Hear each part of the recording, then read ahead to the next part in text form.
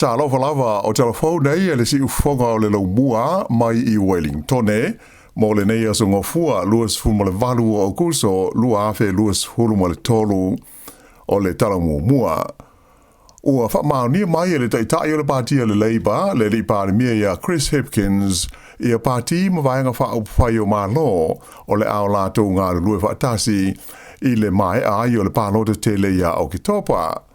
E le ngata I lea, ai ua whapeho I na whailo mai whaalawa I tele le li pārimia ia pāti e le mawhai o na ngā lue whaatasi mai Labour pe a tuana I ai le pālota o lo loma nei. Ua vase Hipkins le laina mai e ta ua o le a le ngā lulue whaatasi le Labour ma le New Zealand First e ui ina sa langalangoina ma a wai le New Zealand First I le whai ngā mālo le sa taita I ai le Labour I le tausanga I lua awhi sa fun mo le fitu. I lana whaasa lunga alo ia mai le mauta o le parlimene I le sa nafi ta ua ai e le li parlimia. O New Zealand o se atunu la ititi au Peter Sealy o na le lei I le lalolangi a toa. Ma ia whaali ai, o le maftanga so whaatasi ai tua ngai o le pāti a le National Act whaapele New Zealand First o se whaatasi ngā tau whaamatau, Coalition of Fear, o loo naunau ina ia whewaiwai ai ia tangata o New Zealand. Sa ia whaamawhaina o teimi whaapenei e tā ua tele ai le whai mauti no se mea, ma ia tā ua o le mea moni ma le mea mauti noa o le ua whaai lo mai le pāti a le Labour o le ālātou ngā lue whaatasi manisi pāti a toi foi manisi pāti o le ālātou le mawhai o na toi ngā lue whaatasi. Whaamawhaina hoi Hipkins o le sila fia le lava I tangata o New Zealand ia pāti e te tau na pālota I ai. Ta ua le li pārimia o le whaamamafa a le Labour I le lātou whaatou sina mō le pālota le nei o le tūlanga leo le ngāra lue whaatasi o tangata uma ma ave le whaamumua I le whaale leo le tamau a inga ma le soifuanga lautele ina ia lava ngā ruenga ma le lei tongi mō tangata uma o New Zealand. O pāti ua tau tino o le Labour o le ao lātou ngāra lue whaatasi e au ai le Greens le ua ono tau sanga o a fia le whainga mano o loo tū nei le Labour ia ai whape ai foi ma le pāti a Maori le te pāti Māori. Na ia ta o foi ua silia le se lautu sanga talu na whaawai ina le pāti a le Labour I te tonu o New Zealand mai o lana anawa tau o le pui puia leo le aia te tau o te ngata whai ngā ruenga uma a to ai ma le aia te tau o tina ma le tu pāo ta mai tai. O se lapita inga mai le ofisa le leo na ta ua I leo no a whaina o le whewa inga masani o ta wale I le lau mua I Wellington I le so mana ia so o lumana nei ona oni solo te te o lo wha moe moe whai ai whailo mai le leo o solo te te nei o lo wha salalawina whalau I tele I lungo ve so ta inga tele vave mai na ta ua I se wha salalunga lo I almata ngā luenga e whapea e manino le leile o leo I le aia na tau o tangata e whai aini solo te te e fi le mu. A e whape fwoi na māla malama le leile o leo I le aia te tau o isi tangata e wheo ai aia lātou ma tā upu ma whe au te tau e pei ona mā sani ai. Ua whautua ina aia leo leo tangata o le a awai nei solo te te I Wellington ina ia tautua nālo lātou lava saonga le mu a toa ai fwoi ma le saonga le mu o isi tangata I le fuafuaina ma le whaatinoina o ni solo te te whaamawhaina mai fwoi hapea o le a whaatino I le tiu te whai o leo leo I le taimi e lipo tia mo I aini winga soli tu la fono o tangata e a wai I ia solo te te mai o le a whai I ai tu langa masani o le tu la fono whailo mai fwoi leo leo o le a tiu te ia leo leo I mga awala a toa mo isi vaenga au tu o le tele I le tonu o le laumua ina ia tau fia ai le tula I mai o ni winga le manuia I le taimi e whai ai solo te te nei.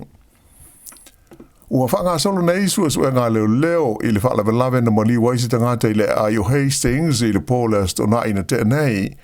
Whai lo mai e le Lisa Tini le leo James Keane na liputia mai se wha vesi se whaleo se ainga I le pitonu o Raurika I Hastings mai tau nuu atu I ai leo ma mawai se tangata ua le loa se tasi e mai ui ina sa whaia I aifaso swani mua mo ia ai na umai lava lo nola.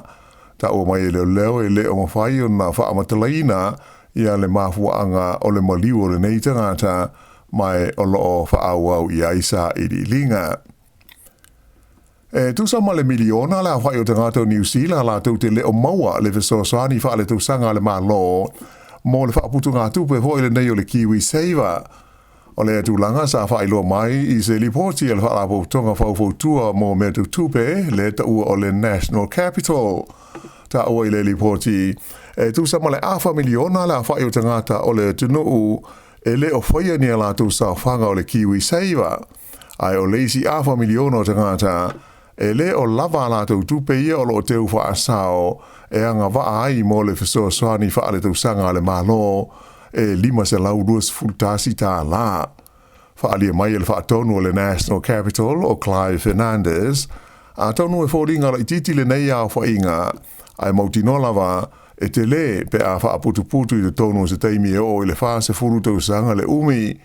na ia tā ua fōi e iai nis tangata e whainga tauna lātou whaasau ina se tupe au pito māua lalo ina maua le a whainga e awhe tā la, e awhe ma le whaas fururua tā la i le tūsanga e anga waai mo le fisosoani a le mālo i le Kiwi Saver. O nisi fo i tangata e mafua ona le whaia ni a lātou Kiwi Saver ona o le popole i ni suinga e ono whaia le mālo i le nei whaaputu ngā tupe i le taimi e mālo lori tai ai mai a lātou ngā ruenga i le luma nai. Ua whaelo mai e le kompania le Core Logic ia le tūlanga le lei o le maketi o whale e maututongi ai tangata po apartments ina ua toe te tala nei New Zealand i tūlisi a toa ai fo i mitau moiti a onga mai e tunu i whafo ina ua uma le wha mai o le COVID. Whaelo mai e le whaururunga o wha maunga lea company o Nick Cordle o lea ua ato le lua tausanga ta luna mai ta wina ia le anga i fo i lalo o le tūlanga maurunga sa iai le tau o whale i te tonu o New Zealand. Pei ta ilana wha alia le neeli i o whale maututongi mo teimi pupu e pei o apartments ma whale ia ta ua o le Airbnb e whodinga mai ua wawe ona toi a ngai i se tūlanga le lei. O le tele o tūlisi a tohai fo imtamaiti a onga mai whāho e mananao ini whale e tūralata i le tāulanga e nono fo ai. Ua whaelo mai le mtanga ruenga e pūlea whale pui pui le Corrections Department e iloa le lei lava i e tangata e tau mo whai e whaaleanga pe aia ina e a meo tau vaepo o tau lima i a la tau te whai e vaema lima e whai ngofi ai o nei loa i a la tau wheo inga. O mea nei e whaapipi i lima ma vai o tangata o lo tūli ni o lātou whaasalanga ina ia i lo ngō fi hai ele matanga luenga a toa ai fo i maleo leo i a lātou wheo inga. Ai o le mea ua tele ina ali di mai e nei vai taimi o le whaonga ina lea tangata nei uni whainga e pupuni na ai ia mea ina ia le ilo ai le mea o loo anga i ai i lātou. Mai o le tō tele lama e whaonga ina ia se pepper foil e ta puni ai le moli ma le whailo ilo la tau ankle bracelets nei e ona ngai e ilo le whai nisi sori tu la whono. O le tau sanga rua awes fuluwalu na amata tu lai mai eile nei tu a inga o whaafi tauli i le manato le tō tele whape le ma whai o na iloa a le la o whailo mai le mtanga luenga le corrections e iloa le lei lava i le tangata o noho ma whai e se whainga e a iai nai le nganga ma le whaaboe moio nei mea ma le mafua anga na whai ai. Whaali ai e le komisina o le mtanga luenga o whole pui pui o Lee Marsh e whapea o le tausanga le nei lua afe lua fultolu e sili atu i le lua afe tolu se lau la whai tangata o lo o lātou whaonga ina i a bracelets nei o se sitanga mawae pe a whaatusa i le nā o le toa whase lau iwas furu lima sa iai i le tausanga i lua afe se furu ma le fitu. Ua whaia se whaato e se ngalo ia a le kompani wa alelo le Jetstar i pāse se nā whaina ina ua le tau nuula na malanga whaatulanga ina mai au kilani i Wellington i le pōle asto nai. O le nei malanga e lua i tūlana tuai pe delay dai ai muluriane ua le whaia o na pe o stasio la uwaa e le i a toalona mā losi. Se whaalinga alo ia le Jetstar na ta uai o stasio le uwaa sa wha moe wha foina le malanga le nei numela JQ lua ono fitu sa le I atolo na malosi ma fuayo na whaia le whaaiunga e tā whia le malanga ona ua tuayo na maua se isi tangata e sui tūlangai ia mai ua tuayo ai ma le taimi tau nuu I Wellington e le waalele mai le taimi whaatu langaina e sa ayo na toe tūlau ele mai se waalele I le malai waalele I le laumua o pa se uma sa fia sa so soni ai le Jetstar I whale e no whai ia mai se me tau mawha ma tupe alu e au fia ai le tutongi o tamale na malanga ai I le malai waalele.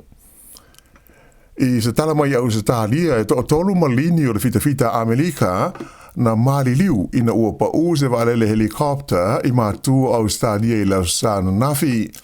O nei whaalawe na tupu I le taimi ni whaataita inga wha military mai ua whaamtalaina le pānmia Australia o Anthony Albanese o se whaalawe mātuia. Se whaalinga aloa ia mai le military Amerika na taua I whapea o fita to tolu o mali liu o se vaenga o malini e to luas full tolu na malanga ai le waalele helikopter le nei o le tu ainga o le MV lua valu Osprey to lima isi fita na manu nua tinga ina ai mai sa awina ana I le whale mai te le Darwin mo tongo fitinga ta wai le komisina o le leo le tu malo le Northern Territory o Michael Murphy o le nei whaalawe sa tupu I atu motu la itingo o le Tiwi Islands pe tu sa o le tu la ivo I le tai au le sa na nafi taimi nei tu sa ma le lua afe 5 lau le au whai o fita Australia Amerika, Filipaina, Indonesia whapea ma East Timor o loa a fia I whaateita inga wha military e pei ona whai ai I mātua o Australia ma tupu ai le nei whaalawe lawe. Ma sina taruai e to tolu fo isi fita ale malo Australia na mali liu ina ua pa I a seisi waalele helikopter I le Sami I le taimi o nisi whaateita inga wha fita sa whaiele stete o Queensland. I tā alonga, I basketball whaalawao malo na whaia ina le All Blacks a New Zealand I le au a Amerika I ai fitus furulua I le iwa sfurmaleiva I le la ta'alonga I Manila I le atu Filipaina I le astonai o le ta'alonga mua lea New Zealand I le pool o lo tauwai I le tamunsang o le ipo le lalolangi I le ta'alonga le nei o le basketball a le tupa o li o le au a Amerika o stasi leo au malosi o le nei tamunsanga o lo o tūlanga lua I la tau I le whaasalonga o au o le lalolangi I le basketball a li o le poana nei ia leisi ta'alonga so ai le au New Zealand le o le ata aloa I ma le au mai le tunu o Yoritana po o Jordan ia mai na whaali mai e le tau na manu malo la tau I ta'alonga lua o lo o toe ina ia mawai se awanoa I leisi vahenga o le ta'amitusanga. I le kopi o lo tu maupea ona le whaia ina le Liona Wellington I le ta'amitusanga NPC e pei ona whaanga solo nei